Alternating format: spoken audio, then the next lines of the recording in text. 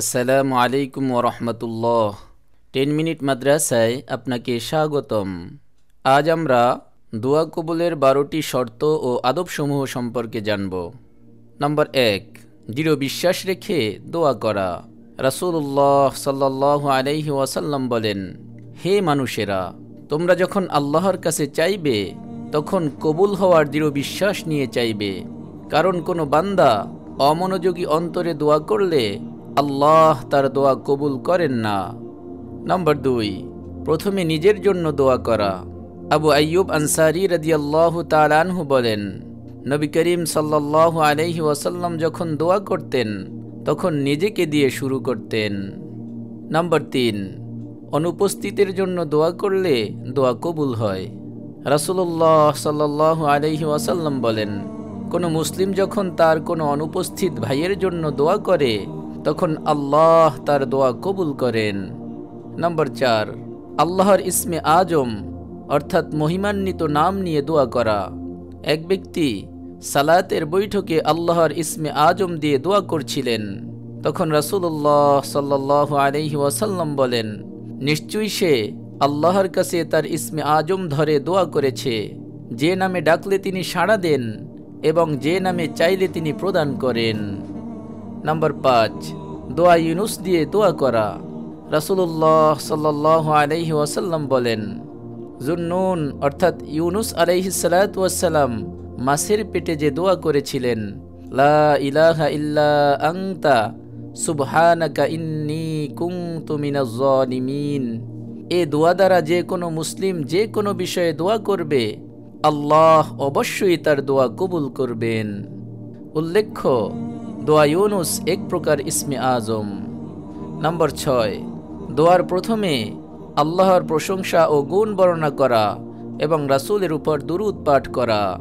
একবার ইবনে মাসউদ রাদিয়াল্লাহু তাআলা আনহু সালাতের বৈঠকে বসে প্রথমে আল্লাহ তাআলার প্রশংসা ও গুণ বর্ণনা করেন, অতঃপর রাসূলের উপর দুরূদ পাঠ করেন, তারপর নিজের জন্য দোয়া করেন। তখন রাসূলুল্লাহ সাল্লাল্লাহু আলাইহি ওয়াসাল্লাম বলেন, এখন চাও, তোমার প্রার্থিত বস্তু তোমাকে দেয়া হবে। রাসূলুল্লাহ সাল্লাল্লাহু আলাইহি ওয়াসাল্লাম বলেন, সকল দোয়া পর্দার আড়ালে থাকবে যতক্ষণ না নবীর উপর সালাত পাঠ করবে। নম্বর 7, রাতের শেষাংশে ও ফরজ সালাতের পর। রাসূলুল্লাহ সাল্লাল্লাহু আলাইহি ওয়াসাল্লামকে প্রশ্ন করা হলো, কোন দোয়া সবচেয়ে বেশি শোনা হয় বা কবুল করা হয়? তিনি উত্তরে বলেন, রাতের শেষাংশে ও ফরজ সালাতের পর। নম্বর 8, জিহাদের ময়দানে আজানের সময় ও আজানের পরে অর্থাৎ আজানের জবাব দেওয়ার সময় দোয়া কবুল হয়। রাসূলুল্লাহ সাল্লাল্লাহু আলাইহি ওয়াসাল্লাম বলেন, দুটি দোয়া কখনো ফেরত দেয়া হয় না বা খুব কমই ফেরত দেয়া হয়, আর তা হলো আজানের সময় দোয়া, দ্বিতীয় বর্ণনায় ইকামতের সময় এবং আল্লাহর রাস্তায় যুদ্ধের সময় দোয়া। রাসূলুল্লাহ সাল্লাল্লাহু আলাইহি ওয়াসাল্লাম বলেন, মুয়াজ্জিনগণ যা বলে তুমি তা বলো, অর্থাৎ আজানের জবাব দাও। যখন শেষ করবে তখন আল্লাহর কাছে চাও, তুমি যা চাইবে তোমাকে তা দেয়া হবে। নম্বর 9, জুমার দিনে বিশেষ মুহূর্তে দোয়া কবুল হয়। অধিকাংশ আলিমের মতে সেই সময়টি সূর্যাস্তের পূর্বের মুহূর্তটি, অনেকের মতে ইমাম খুতবা শুরুর পর থেকে সালাম ফেরানো পর্যন্ত। নম্বর 10, আজান ও ইকামতের মধ্যবর্তী সময়। রাসূলুল্লাহ সাল্লাল্লাহু আলাইহি ওয়াসাল্লাম বলেন, আজান ও ইকামতের মধ্যবর্তী সময়ে দোয়া ফেরত দেয়া হয় না, অতএব এ সময়ে তোমরা দোয়া করবে। নম্বর 11, এছাড়া দোয়া কবুলের বিশেষ কিছু সময়, স্থান ও মুহূর্ত হল সফর অবস্থায়, হজরত অবস্থায়, রমজান মাসে, ফরজ ও নফল সিয়াম পালনরত অবস্থায়, ইফতারের সময়, জমজমের পানি পানের সময় ইত্যাদি। ন্যায়পরায়ণ প্রশাসক, মুসাফির, পিতামাতা, মজলুম ব্যক্তি প্রমুখের দোয়া কবুল হয়। নম্বর 12, খাবার, পানীয় ও বস্ত্র হালাল হওয়া।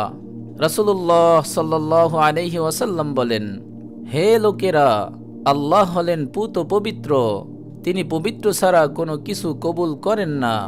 কোনো মুসাফির দীর্ঘ সফর শেষে মলিন বদনে আল্লাহর কাছে দোয়া করে বলে, ইয়া রব ইয়া রব, অথচ তার আহার হারাম, তার পানীয় হারাম, তার পরিধেয় পোশাক হারাম, অধিকন্ত সে হারাম দ্বারা পরিপুষ্ট হয়েছে, তাহলে কিভাবে তার দোয়া কবুল হতে পারে?